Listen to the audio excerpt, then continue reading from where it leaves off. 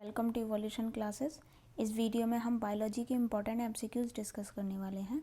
और यहाँ पर ये जो क्वेश्चंस हैं, ये क्वेश्चंस अभी तक जितने भी एग्ज़ाम्स में आ चुके हैं, यूपी पीसीएस में या यूपी पीजीटी में या टीजीटी में, ठीक है, या फिर जीआईसी में, जितने भी क्वेश्चंस हैं जो कि आ चुके हैं बायोलॉजी के, वो सारे इंपॉर्टेंट क्वेश्चंस हम लोग डिस्कस करेंगे। ये क्वेश्चंस काफ़ी इंपॉर्टेंट हैं अगर आप पीजीटी, टीजीटी या जीआईसी के लिए प्रिपेयर कर रहे हैं तो, ठीक है। बाकी यूपी पीसीएस के भी क्वेश्चंस हैं इसमें। तो एनिमल सेल चैप्टर के हम क्वेश्चंस यहाँ पे करेंगे। और इसमें जो फर्स्ट टॉपिक हमने लिया है वो है प्रोकैरियोटिक और यूकैरियोटिक सेल। थोड़ा सा डिफरेंस समझ लेते हैं प्रोकैरियोटिक और यूकैरियोटिक सेल में। देखिए, प्रोकैरियोटिक सेल की अगर हम बात करते हैं तो प्रो का मतलब होता है प्रिमिटिव। कैरियोटिक टर्म कैरियन से लिया गया है, ठीक है। प्रो का मतलब होता है प्रिमिटिव, मतलब इनका जो न्यूक्लियस होता है ना, वो प्रिमिटिव टाइप का होता है। कैसा होता है? प्रिमिटिव। प्रिमिटिव मतलब पुराना, ठीक है, प्रिमिटिव न्यूक्लियस। अब इसका मतलब क्या है? इसका मतलब ये है कि इनके पास न्यूक्लियस नहीं होता, या ये कह सकते हो कि न्यूक्लियर मेम्ब्रेन नहीं होती। अब न्यूक्लियर मेम्ब्रेन नहीं होती तो इनका जेनेटिक मटेरियल कहाँ रहता है? इनका जेनेटिक मटेरियल साइटोप्लाज्म में ही फ्रीली घूमता रहता है। दूसरी चीज़, इनके उसी जेनेटिक मटेरियल को न्यूक्लियोइड बोल दिया जाता है। इनके जेनेटिक मटेरियल में कोई भी हिस्टोन्स वगैरह नहीं होती हैं, हिस्टोन प्रोटीन्स नहीं होती हैं। साथ के साथ इनके पास कोई डबल मेम्ब्रेनस ऑर्गेनेल भी नहीं होती है, जैसे कि माइटोकॉन्ड्रिया हुआ, ठीक है, और लाइसोसोम्स हुए, सिंगल मेम्ब्रेनल ऑर्गेनेल भी नहीं है, क्योंकि ये सारी गोल्गी बॉडीज हुई, सिंगल मेम्ब्रेनल ऑर्गेनेल हुई, ये सारी न्यूक्लियस से रिलेट करती हैं और वो है नहीं, ठीक है। सो ये सारी ऑर्गेनेल्स इनमें नहीं पाई जाती हैं। वहीं पे अगर यूकैरियोटिक सेल की बात करते हैं, सो यूकैरियोटिक सेल जिसका न्यूक्लियस ट्रू न्यूक्लियस होता है। कैसा न्यूक्लियस होगा? ट्रू न्यूक्लियस, ठीक है। ट्रू न्यूक्लियस का मतलब होता है कि इनके पास जो न्यूक्लियस है वो बिल्कुल वेल डेवलप्ड न्यूक्लियस है। चारों तरफ न्यूक्लियर मेम्ब्रेन है, जो जेनेटिक मटेरियल है वो न्यूक्लियस के अंदर है। इनके पास न्यूक्लियोलस हैं, ठीक है, या कह सकते हैं न्यूक्लियोलाई हैं, एक से ज़्यादा भी हो सकते हैं। तो ये सारी चीज़ें हैं, डबल मेम्ब्रेनस ऑर्गेनेल होती हैं, तो सारी चीज़ें बहुत डेवलप होती हैं।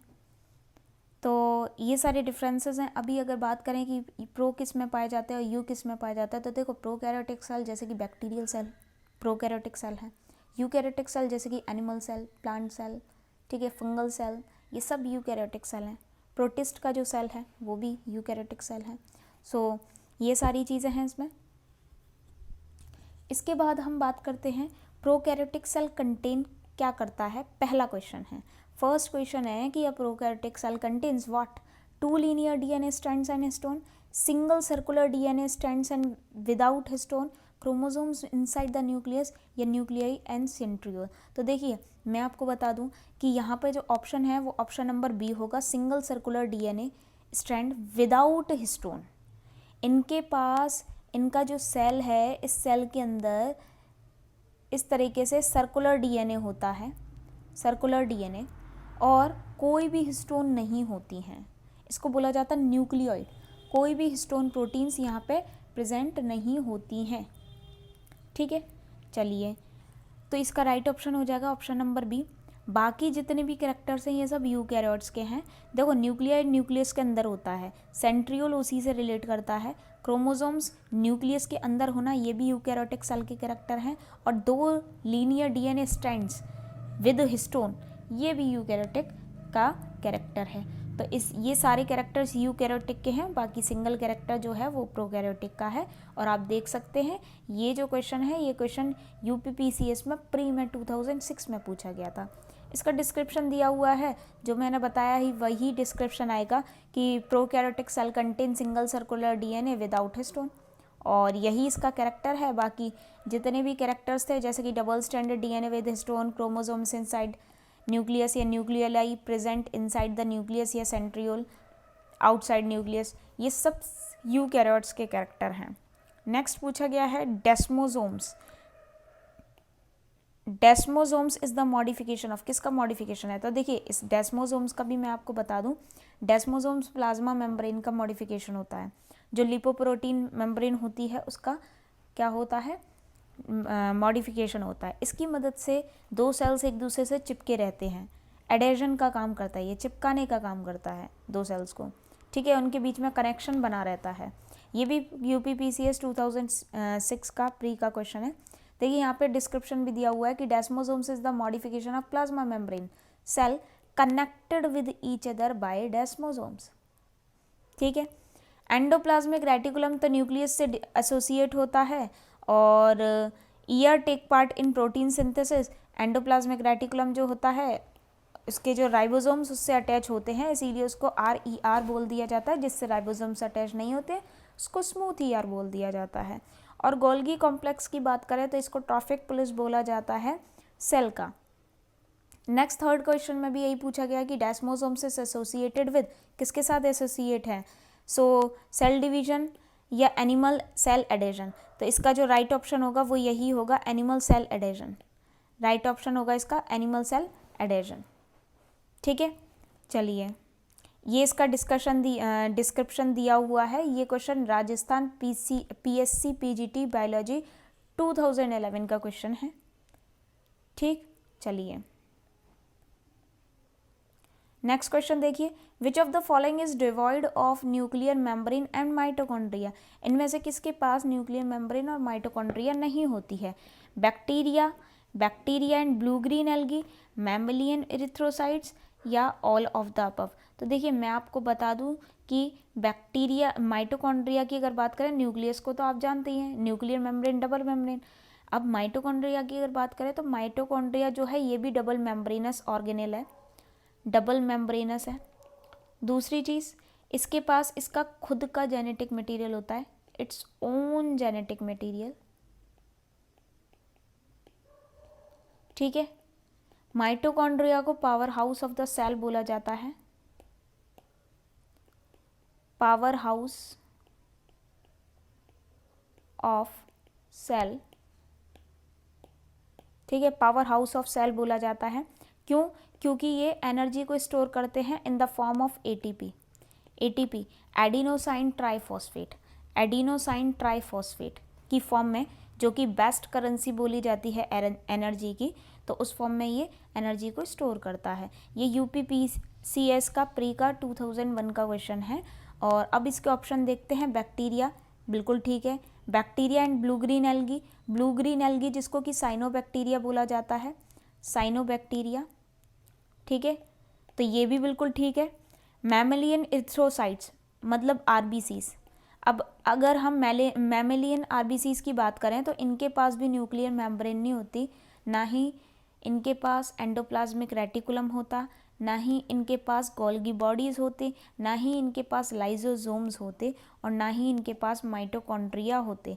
इसीलिए इसका जो ऑप्शन होगा, मतलब करेक्ट आंसर जो होगा वो होगा ऑल ऑफ द अबव, सभी इसके आंसर होंगे, ठीक है, सारे ऑप्शन करेक्ट हैं। चलिए तो इसमें यही सारी चीज़ें बोली गई हैं, डिस्क्रिप्शन जो कि आप पढ़ सकते हैं, जो मैंने आपको बताया वही सारी चीज़ें बोली जाएंगी, हिंदी में लिखी हुई हैं, सो आप लोग पढ़ सकते हैं। नेक्स्ट देखिए, नेक्स्ट बोला है द डिक्टम ओमिनस सेल्यूला ए सेल्यूला, बहुत इम्पॉर्टेंट है ये जो स्टेटमेंट है, ये स्टेटमेंट बहुत इम्पॉर्टेंट है, जो कि सेल थ्योरी थी उस सेल थ्योरी में दिया गया है। All cells arise from pre existing cells was given by Rudolf Virchow. जो रडोल्फ थे इन्होंने ये दिया था, लास्ट पॉइंट था ये। सारी चीज़ें हो गई, श्लीडिन और श्वान जो थे उन्होंने सेल थ्योरी दे दी, लेकिन उसके बाद पता चलता है कि ये समझ नहीं आया उस सेल थ्योरी से कि एक्चुअल में ये सेल आ कहाँ से रहे हैं।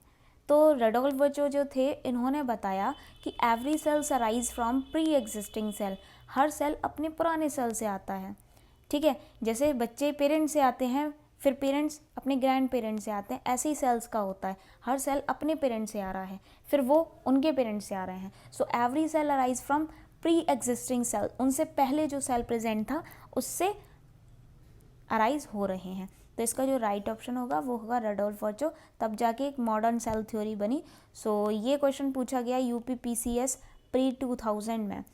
देखते हैं इसका description. Omnis cellula e cellula are given by Rudolf Virchow in 1855, year याद रखना काफ़ी बार ईयर पूछ लिया जाता है और हमें ईयर याद नहीं रहेगा, तो हमारा ये एक क्वेश्चन गया। इसीलिए हमें जब सारी चीज़ें पता हैं तो हम ईयर भी याद रखेंगे, 1855। ठीक है। The complete quote is omni cellular e cellula, he said again and again, every cell is born of a previous cell, life come from life. ठीक है, लाइफ जो है वो लाइफ से ही आती है। ओके, नेक्स्ट देखिए, who first time explain that cells are formed from pre existing cell. Explain किसने किया? ऑब्वियसली इसका भी ऑप्शन डी ही रहेगा, रडोल्फ वर्चो ही है, सेम है इसका भी ऑप्शन। और इसमें कुछ चीज़ें और बोली गई हैं, देखते हैं क्या क्या चीज़ें, शायद इन्होंने इनका डिस्क्रिप्शन दिया है। देखो इनका भी देख लेते हैं। रॉबर्ट हुक की अगर बात करते हैं, सो रॉबर्ट हुक ने सेल डिस्कवर किया था। ठीक है, और इन्होंने सेल को सबसे पहले डिस्कवर किया माइक्रोस्कोप में, अपने ही खुद का माइक्रोस्कोप बनाया, और उस माइक्रोस्कोप में इन्होंने जो कॉर्क सेल होते हैं, कॉर्क सेल, ठीक है, जो ट्री की बार्क के सेल्स होते हैं, उन सेल्स को ऑब्जर्व किया था। और ऑब्जर्व करने के बाद इनको कुछ ऐसा स्ट्रक्चर मिला, जस्ट लाइक अ हनी कॉम।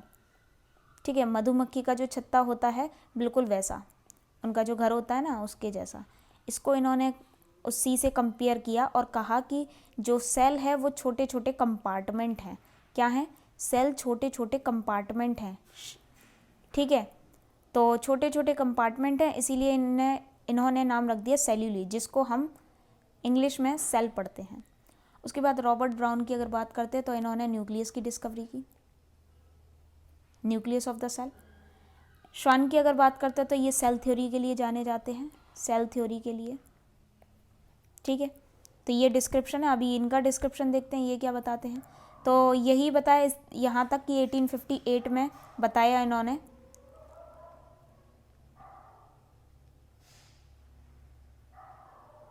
इसके बाद बोला गया है कि जो रॉबर्ट हुक हैं उन्होंने 1665 में कोशिका की खोज की थी, मतलब सेल की डिस्कवरी की थी। और रॉबर्ट ब्राउन जो थे उन्होंने केंद्रक मतलब न्यूक्लियस की थी। ठीक है, श्लाइडिन और श्वान की अगर बात करते हैं तो कोशवादन थ्योरी मतलब सेल थ्योरी की इन्होंने बात की थी, कोशवाद की बात की थी। तो ये यहाँ पर इनका डिस्क्रिप्शन है। नेक्स्ट क्वेश्चन देखिए, फर्स्ट यूकैरियोट्स वर, पहला यूकैरियोट्स कौन सा रहा होगा, बताइए। तो इसका जो आंसर होगा वो होगा प्रोटिस्ट। पहला यूकैरियोट रहा होगा प्रोटिस्ट। अपना क्लासिफिकेशन के अकॉर्डिंग भी, 5 किंगडम क्लासिफिकेशन जो है उसके अकॉर्डिंग भी पहले जो यूकैरियोट्स हैं वो प्रोटिस्ट ही हैं। ठीक है, सबसे पहले आते हैं मोनेरा, मोनेरा के बाद आता है प्रोटिस्टा, प्रोटिस्टा के बाद आता है फंजाई, फंजाई के बाद आता है प्लांटी, और प्लांटी के बाद आता है एनिमेलिया, प्लांटी के बाद आता है एनिमेलिया। ये आपका 5 किंगडम क्लासिफिकेशन के अकॉर्डिंग है सीक्वेंस। ठीक है, मोनेरा के अंदर जितने भी बैक्टीरिया हैं वो सारे बैक्टीरिया आ जाते हैं, मतलब prokaryotic organism, single cell prokaryotic organism. Protista के अंदर जितने भी यूनिसेल्यूलर यूकैरियोटिक सेल्स हैं वो सारे प्रोटिस्टा के अंदर हैं। फंजाई के अंदर यूनिसेल्यूलर ही हैं, यूकैरियोटिक ही हैं, लेकिन इनका मोड ऑफ न्यूट्रिशन सेप्रोट्रॉफिक है। प्लांटी की अगर बात करते हैं तो प्लांटी के अंदर हर तरीके के हैं, लेकिन ये क्लोरोफिल कंटेनिंग हैं, जिनके पास क्लोरोफिल होता है और सेल वॉल होती है। एनिमल्स की अगर बात करें तो बाकी जितने भी ऐसे हैं जिनके पास सेल वॉल एब्सेंट होती है वो सारे किसके पास है? एनिमेलिया के पास है। और इनका मोड ऑफ न्यूट्रिशन कैसा होगा? हेट्रोट्रॉपिक होगा। चलिए, तो यहाँ पर यही सारी चीज़ें बताई गई हैं, तो इसका डिस्क्रिप्शन आप लोग देख सकते हैं।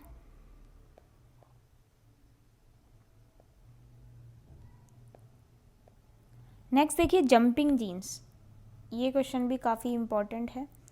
जंपिंग जीन्स किसको बोला जाता है, जंपिंग जीन्स किस में पाए जाते हैं, ऐसा पूछा है। सो बैक्टीरिया में सिर्फ, या बैक्टीरियोफेजेस में, या यूकैरियोट्स में, या दोनों में ही। तो देखिए, जंपिंग जीन्स प्रोकैरियोट्स यूकैरियोट्स दोनों में पाए जाते हैं। जंपिंग जीन्स प्रोकैरियोट्स यूकैरियोट्स दोनों में ही पाए जाते हैं। क्या होते हैं जंपिंग जीन्स? जंपिंग जीन्स को ट्रांसपोजोन्स भी बोला जाता है। ट्रांसपोजोन्स इसको बोला जाता है, ठीक है, ट्रांसपोजोन्स भी बोला जाता है, जो प्रोकैरियोटिक और यूकैरियोटिक दोनों ही सेल्स में पाए जाते हैं। नेक्स्ट देखिए, नेक्स्ट क्वेश्चन देखिए, नेक्स्ट क्वेश्चन नंबर 9 है। क्वेश्चन नंबर 9 बोल रहा है कि जंपिंग जीन्स अकर इन। तो देखिए क्वेश्चन नंबर 8 भी सेम ही क्वेश्चन था। तो जैसा कि हमें पता है कि जंपिंग जीन्स किस में होता है, जंपिंग जीन्स यूकैरियोट्स और प्रोकैरियोट्स दोनों में ही होते हैं, लेकिन इसका जो आंसर लगाया गया है वो सी ऑप्शन लगाया गया है, क्योंकि जो जंपिंग जीन्स थे उनको 1940 में बारबरो मैक्लिंटॉक नाम की जो साइंटिस्ट थी उन्होंने सबसे पहले इसको डिस्कवर किया था, और उन्होंने बताया था कि ये जो जंपिंग जीन्स होते हैं ये यूकैरियोट्स में पाए जाते हैं। तो शायद इसी डाटा की वजह से जीआईसी ने इसका ऑप्शन सी रखा है, लेकिन एक्चुअल में आज के समय पे अगर हम देखें तो यूकैरियोट्स और प्रोकैरियोट्स दोनों ही ऑर्गेनिज्म में जंपिंग जीन्स पाए जाते हैं, ठीक है। तो इस मेरे अकॉर्डिंग इसका जो आंसर रहेगा वो आंसर डी रहेगा, लेकिन इन्होंने इन साइंटिस्ट के अकॉर्डिंग लिया है, तो मतलब स्टार्टिंग में यही बताया गया, लेकिन आज के समय पे 50% जीनोम जो है वो इसी के बेसिस पे है यूकैरियोट्स में, ठीक है। तो यूकैरियोट्स में होता है ज़्यादा है, लेकिन प्रोकैरियोट्स में भी पाए जाते हैं, और यूपीएससी का जो है क्वेश्चन उसमें भी बहुत प्रोकैरियोट्स और यूकैरियोट्स है, तो उस बेसिस के हिसाब से वो है, लेकिन जीआईसी वालों ने इसका आंसर सी माना है, ठीक है। बाकी इन्होंने डिस्क्रिप्शन बताया कि ये होते क्या हैं, डीएनए अणुओं के ऐसे खंड हैं जो कि डीएनए अणु में, मतलब जो डीएनए का मॉलिक्यूल है उसका एक ऐसा पार्ट होता है जो कि एक जगह से हट के दूसरी जगह पे जाके जुड़ जाते हैं, ठीक है, एक जगह से अलग होके दूसरी जगह पे जाके जुड़ जाते हैं, ऐड हो जाते हैं, तो इसीलिए इनको बोल दिया जाता है जंपिंग जीन्स या ट्रांसपोजोन्स। नेक्स्ट है prokaryotic cell like. Prokaryotic cell में क्या नहीं होता? प्रोकैरियोटिक सेल में न्यूक्लियोलस नहीं होता, मेम्ब्रेन बाउंड ऑर्गेनेल नहीं होती, न्यूक्लियर मेम्ब्रेन नहीं होती, मतलब ऑप्शन नंबर डी इसका आंसर होगा, ठीक है। चलिए बाकी देखिए, इसमें बताया गया है कि जो ये प्रोकैरियोटिक सेल्स होते हैं ये प्रिमिटिव टाइप कहलाते हैं, इसी का पूरा डिस्क्रिप्शन दिया गया है, ठीक है। चलिए नेक्स्ट देखिए, prokaryotic genetic system contains. Prokaryotic genetic system क्या कंटेन करता है? DNA, histones both? नहीं, डीएनए होता है लेकिन हिस्टोन्स नहीं होती हैं, तो इसका ऑप्शन ये होगा DNA but no histones. Next देखिए, नेक्स्ट ये यूपीएससी का प्री का 1996 का क्वेश्चन है। नेक्स्ट क्वेश्चन बोला गया है the most abundant molecule of a cell. Cell का मोस्ट अबंडेंट मॉलिक्यूल क्या होता है? तो देखिए सेल का मोस्ट अबंडेंट मॉलिक्यूल मतलब जो सबसे ज़्यादा पाया जाता है किसी भी सेल में वो होता है वाटर। वाटर कंटेंट सबसे ज़्यादा होता है जो कि साइटोप्लाज्म में होता है। So most abundant molecule of cell is water, जो कि कितना है 67%। वहीं पे प्रोटीन मॉलिक्यूल की बात करें तो ये अप्रॉक्सीमेटली 15% होता है, लगभग इतना हम बोल सकते हैं।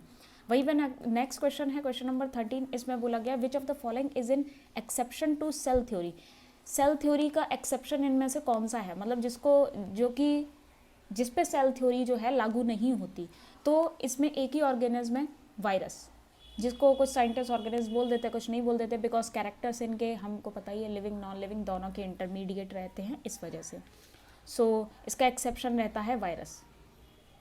नेक्स्ट बोला गया है फर्स्ट यूकैरियोट वर मोनेरा, प्रोटिस्ट, प्रोटोजोन्स या साइनोबैक्टीरिया। तो पहले जो यूकैरियोट्स हैं वो हैं प्रोटोजोन्स, मोनेरा प्रोकैरियोट्स हैं, ठीक है, यूकैरियोट्स पूछे हैं इन्होंने। दूसरी चीज़ प्रोटिस्टियंस हैं, लेकिन इनमें सबसे पहले प्रोटोजोन्स के बारे में पता चला, और साइनोबैक्टीरिया की अगर हम बात करते हैं तो वो मोनेरा में आते हैं।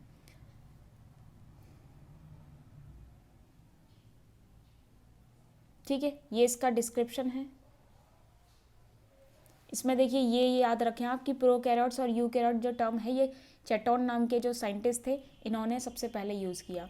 उसके बाद सेल थ्योरी के फाउंडर कौन है? तो ऑब्वियसली श्लीडेन और श्वान हैं सेल थ्योरी के फाउंडर। लेकिन इसके बाद इसका डिस्क्रिप्शन या ये कहिए मॉडर्न सेल थ्योरी में किसने दी? रडोल्फ वर्चोना, या ये कह सकते हैं उनका जो लास्ट पॉइंट था every cell arise from pre existing cell. So ये इनका दिया हुआ है। श्लीडिन एक बॉटनिस्ट थे और श्वान एक जूलॉजिस्ट थे। ठीक है, बाकी ये बताया गया कि सेल थ्योरी का मेजर एक्सपेंशन जो किया वो जर्मन पैथोलॉजिस्ट ने किया जिनका नाम था रडोल्फ वर्चो 1855 में, और ओमनिस सेल्यूला ई सेल्यूली जो अभी थोड़ी देर पहले ही हम लोग डिस्कस कर चुके हैं। नेक्स्ट क्वेश्चन है, which of the following scientist gave final touch to the cell theory. Final touch किसने दिया? Obviously final touch Rudolf Virchow ने दिया। ठीक है, ये टीजीटी बायोलॉजी का 2011 का क्वेश्चन है।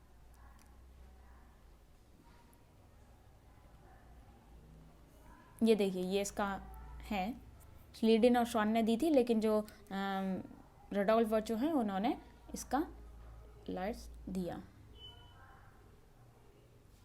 बाकी देखिए इसके डिस्क्रिप्शन में आपको एक चीज़ और मिल जाएगी कि जो लिवेनहॉक थे उन्होंने जीवाणु मतलब जो बैक्टीरिया होते हैं माइक्रो ऑर्गेनिज्म, तो इनको लिवेनहॉक को माइक्रोबायोलॉजी का फादर बोला जाता है। सबसे पहले बैक्टीरिया इन्होंने लिविंग सेल की डिस्कवरी इन्होंने की थी, तो माइक्रोबायोलॉजी का फादर बोला जाता है इनको। और वहीं पे लुईस पास्चर को बैक्टीरियोलॉजी का फादर बोला जाता है।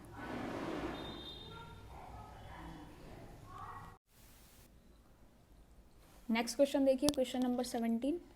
क्वेश्चन नंबर 17 है, the founder of cell theory was. Cell theory का फाउंडर कौन था? तो सेम क्वेश्चन है, रिपीटेटिव क्वेश्चंस, ये टीजीटी बायोलॉजी 2009 में पूछा गया है। तो सेल थ्योरी के फाउंडर थे श्लीडिन और श्वान। ठीक है, उसके बाद मॉडिफिकेशन रडोल्फ वर्चो ने किया है, वो बात अलग है, लेकिन फाउंडर कौन कहलाएंगे? फाउंडर कहलाएंगे श्लीडिन एंड श्वान। ठीक है, नेक्स्ट देखिए, इसमें इसके डिस्क्रिप्शन में कुछ इंपॉर्टेंट चीज़ें हैं, वो आप लोगों को याद रहनी चाहिए। रॉबर्ट हुक ने 1665 में सेल की डिस्कवरी की थी, वो हो जाएगा अलग। देन उसके बाद माइटोकॉन्ड्रिया, जिसको power house of the cell बोलते हैं, इसकी जो डिस्कवरी की थी वो कॉलिकर ने की थी। कॉलिकर ने 1880 में, और बेंडा ने नाम दिया था। बेंडा ने 1897 में माइटोकॉन्ड्रिया जो नाम दिया गया इस डबल मेम्ब्रेनस स्ट्रक्चर को, वो बेंडा ने दिया था।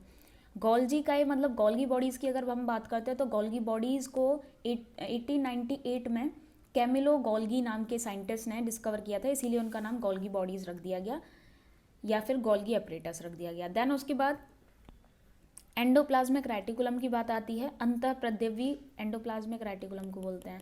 और ये जो एंडोप्लाज्मिक रेटिकुलम है, ये एंडोप्लाज्मिक रेटिकुलम को के.आर. पोर्टर नाम के साइंटिस्ट ने 1945 में डिस्कवर किया था। राइबोसोम्स की बात करें तो राइबोसोम्स को पैलेड पार्टिकल्स भी बोला जाता है। क्यों? क्योंकि पैलेड नाम के जो साइंटिस्ट थे उन्होंने 1955 में इसकी डिस्कवरी की थी। लाइसोसोम्स की अगर हम बात करते हैं, जो लाइसोसोम जिनको कि suicide bag of the cell बोलते हैं, तो लाइसोसोम जो हैं, ये लाइसोसोम्स डी ड्यूवने ने सन 1974 में किया था इसकी डिस्कवरी, और इसके लिए इनको नोबेल पुरस्कार भी मिला था, मतलब नोबेल प्राइज़ भी मिला था। लवक की खोज की अगर बात करें तो ये हैकेल ने की थी। ठीक है, हैकेल ने। इसके बाद क्वेश्चन नंबर 18 की अगर हम बात करते हैं तो क्वेश्चन नंबर 18 में बोला गया कि prokaryotes differ from eukaryotes. Prokaryotes eukaryotes से कैसे अलग होते हैं? In absence of nuclear membrane. तो इसका आंसर यही होगा। बाकी having chromosome 9+2 fibril structure in their flagella, DNA protein association, ये कोई भी करेक्टर नहीं है। डिफरेंस जो आएगा वो ये वाला पॉइंट आएगा। ठीक है, चलिए एक चीज़ और याद रखें कि जो प्रोकैरियोट्स होते हैं उनके पास 70S राइबोसोम्स होता है और यूकैरियोट्स के पास 80S राइबोसोम होता है। एस इज द स्वेडबर्ग्स यूनिट, जिसको कि सेडिमेंटेशन कोफिशिएंट भी बोलते हैं। चलिए, इसके बाद क्वेश्चन नंबर 19 में बोला गया है कि nuclear equivalent of prokaryote organism is known as prokaryon और nucleoid, and it has one true chromosome, has proper nuclear membrane, does not divide by regular mitosis, या sometimes has nucleus। तो देखो इसका जो आंसर होगा वो होगा फर्स्ट, क्योंकि जो न्यूक्लियड होता है उसमें सिर्फ एक ही क्रोमोसोम होता है, एक ही ट्रू क्रोमोसोम होता है। ठीक है, चलिए यही इसमें बोला गया है कि जो प्रोकैरियोटिक कोशिका में केंद्रिक कला मतलब जो न्यूक्लियर मेम्ब्रेन है वो ट्रू नहीं होती है पूरी तरीके से, डेवलप नहीं होती है और जो क्रोमोसोम होता है वो साइटोप्लाज्म में ही प्रेजेंट होता है।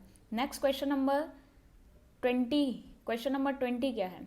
क्वेश्चन नंबर 20 है कि a mature human erythrocytes has typical characteristic of, किसके कैरेक्टरिस्टिक होते हैं? प्रोकैरियोटिक सेल के। कि क्यों? देखो इरिथ्रोसाइट्स मतलब आरबीसीज की हम बात करते हैं तो ह्यूमन के आरबीसीज या मैमलियन आरबीसीज जो होते हैं इनके पास कुछ नहीं होता, ना कोई न्यूक्लियस होता, ना तो न्यूक्लियस होता, ना ही कोई डबल मेम्ब्रेनस स्ट्रक्चर होता जैसे कि माइटोकॉन्ड्रिया वगैरह, ठीक है, कोई डबल मेम्ब्रेनस स्ट्रक्चर नहीं होता। अब न्यूक्लियस नहीं होता तो ऑब्वियसली एंडोप्लाज्मिक रेटिकुलम भी नहीं होगा, और एंडोप्लाज्मिक रेटिकुलम नहीं है तो गोल्गी बॉडीज भी नहीं होंगी, और जब गोल्गी बॉडीज नहीं है तो लाइजोसोम्स भी नहीं होंगे।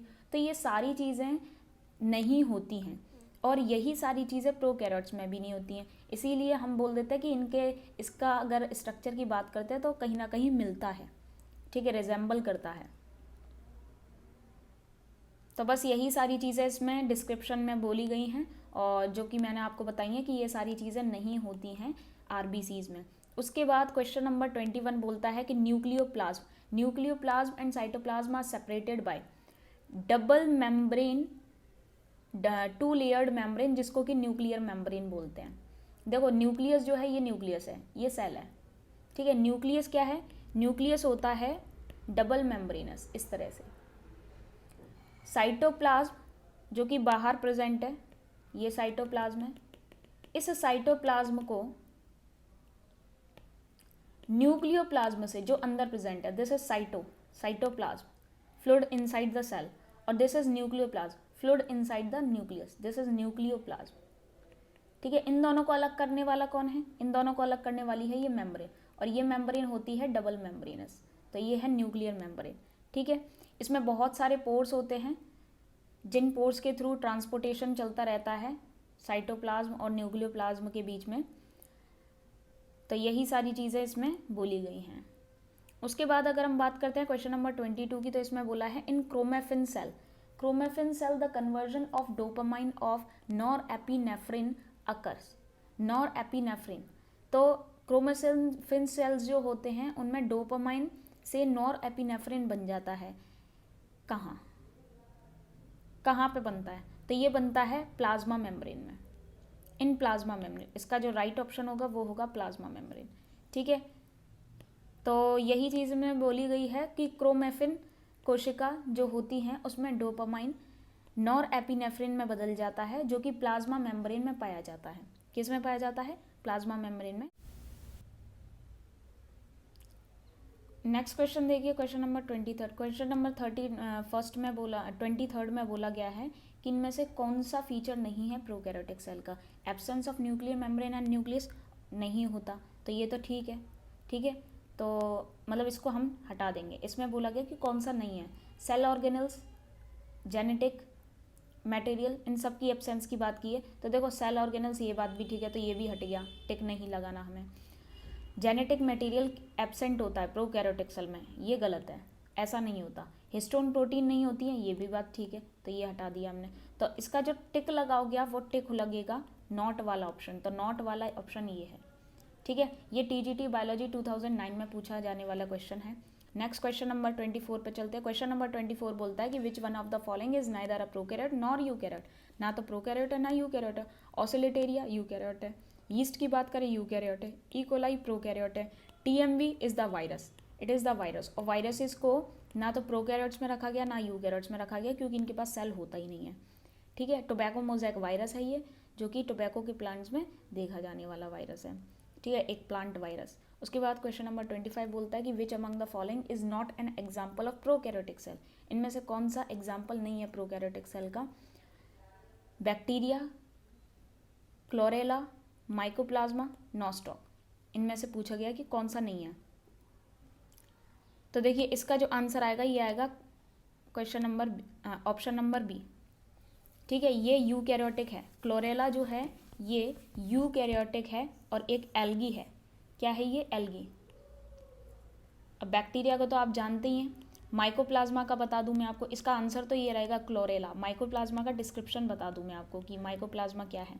माइकोप्लाज्मा एक ऐसा सेल है जो कि सबसे छोटा है। पहली चीज़ तो वायरस से भी छोटा साइज़ है इसका। दूसरी चीज़, ये बिना ऑक्सीजन के भी सर्वाइव कर सकते हैं, ठीक है, प्रोकैरियोट्स में ही आते हैं।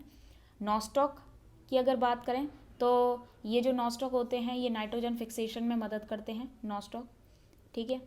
और ये सारे कैरेक्टर्स है प्रोकैरियोट्स में ही आते हैं ये भी। तो इसका जो राइट ऑप्शन होगा वो होगा क्लोरेला। क्वेश्चन नंबर 26 बोलता है कि physical basis of life is, life का फिजिकल बेसिस क्या है? Physical basis of life is, ये आपका दिल्ली एसएसबी पीजीटी बायोलॉजी 2015 का क्वेश्चन है और काफ़ी अच्छा क्वेश्चन है ये। तो फिजिकल बेसिस इसका रहता है सेल, क्योंकि सेल से ही स्टार्टिंग होती है, ठीक है। तो हग्सले नाम के एक साइंटिस्ट थे, हग्सले नाम के एक साइंटिस्ट थे, उनके अकॉर्डिंग जो प्रोटो प्लाज्मा होता है वो ही जीवन का रूप है, मतलब भौतिक रूप है, मतलब फिजिकल बेसिस है, ठीक है। और न्यूक्लियस और कोशिका द्रव्य, मतलब न्यूक्लियस और अगर हम साइटोप्लाज्म की बात करते हैं तो ये दोनों मिलके प्रोटोप्लाज्म बनाते हैं। क्या बनाते हैं? प्रोटोप्लाज्म। तो प्रोटोप्लाज्म, न्यूक्लियस और साइटोप्लाज्म, इन दोनों को मिला के बोलते हैं प्रोटोप्लाज्म। अगर हम इसमें प्लाज्मा मेम्ब्रेन और ऐड कर दें तो वो प्रोटोप्लाज्म, प्रोटोप्लास्ट हो जाता है, ठीक है। सो ये जो प्रोटोप्लाज्म टर्म है ये बहुत पूछा जाता है कि प्रोटोप्लाज्म टर्म किसने दिया था? तो परकिंजे नाम के साइंटिस्ट ने दिया था। परकिंजे सेल्स भी आप लोगों ने सुने होंगे, नर्व सेल्स में पाए जाते हैं परकिंजे सेल्स, ठीक है, नर्व सेल के एक टाइप है। सो कोशिका की खोज तो हम लोग काफ़ी बार पढ़ चुके हैं। न्यूक्लियस की अगर बात करें तो रॉबर्ट ब्राउन ने की थी, ये भी हम समझ चुके हैं।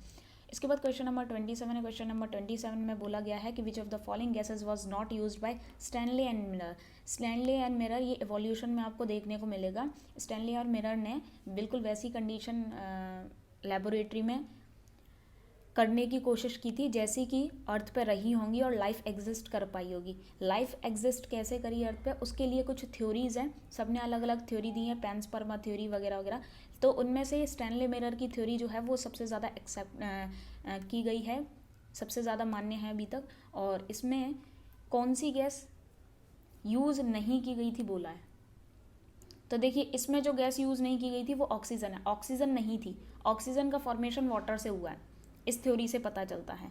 और बाकी जेनेटिक मटेरियल का फॉर्मेशन अमोनिया, हाइड्रोजन, ये सब इन सब के कॉम्बिनेशन से हुआ, देन उसके बाद सारी चीज़ें बनी हैं। तो ये नवोदय विद्यालय का पीजीटी का बायोलॉजी का 2014 का क्वेश्चन है। तो इसका राइट ऑप्शन मैंने बताई दिया ऑक्सीजन, ये आप देख सकते हैं इसका डिस्क्रिप्शन। स्टैनले मिलर 1953 में शिकागो विश्वविद्यालय में स्पार्क डिस्चार्ज एपरेटस बनाया इन्होंने। एक इस तरीके से एपरेटस था, ठीक है। और उस एपरेटस में इन्होंने वही इलेक्ट्रिक फील्ड वगैरह वो सब जनरेट की थी और सारी चीज़ें। और गैसेस कौन सी ली थी? ये वाली गैसेस ली थी। इवेपोरेशन हुआ, वाटर का फॉर्मेशन, उससे ऑक्सीजन बना था, ठीक है। ऑक्सीजन फोटोसिंथेसिस में भी बताया गया है कि जो ऑक्सीजन है, मतलब एक्सपेरिमेंट का प्रूफ है कि ऑक्सीजन कहाँ से निकलता है, वाटर से निकलता है। तो ऑक्सीजन नहीं था, ऑक्सीजन बाद में बना है। तो इसमें जो गैसेस यूज़ की जा रही हैं वो गैसेस कौन सी यूज़ की गई थी? ये यूज़ की गई थी, उससे वाटर का फॉर्मेशन हुआ था, ठीक है। नेक्स्ट क्वेश्चन नंबर 28 है। क्वेश्चन नंबर 28 बोलता है कि the cytoskeleton of eukaryotic cells is formed bye, जो यूकैरियोटिक सेल का स्केलेटल सिस्टम होता है जिसको साइटोस्केलेटल बोलते हैं, वो किससे बनता है? प्रोटीन फिलामेंट से, कार्बोहाइड्रेट मॉलिक्यूल से, लॉन्ग चेन फैटी एसिड से, या कैल्शियम कार्बोनेट से? प्रोटीन फिलामेंट से। इसका जो राइट ऑप्शन होगा वो होगा प्रोटीन फिलामेंट। एलटी ग्रेड का ये 2018 का क्वेश्चन, ठीक है। सो प्रोटीन फिलामेंट से, जैसे कि साइटो माइक्रोट्यूब्यूल्स वगैरह जो होती हैं या माइक्रो फिलामेंट्स जो इनमें प्रेजेंट हैं, वो सारे किससे बने होते हैं? वो सारे प्रोटीन से बने हुए होते हैं। उसके बाद क्वेश्चन नंबर 2 क्या बोल रहा है? क्वेश्चन नंबर 2 बोलता है कि most of the prokaryotic cells are divide of, क्या नहीं होते? ज़्यादातर प्रोकैरियोटिक सेल्स में क्या नहीं होता? कोलेस्ट्रॉल नहीं होता, कार्डियोलिपिन नहीं होता, न्यूक्लिक एसिड नहीं होते, या राइबोसोम्स नहीं होते। तो इसका जो राइट ऑप्शन होगा वो होगा न्यूक्लिक एसिड, ठीक है। एलटी ग्रेड बायोलॉजी का है ये।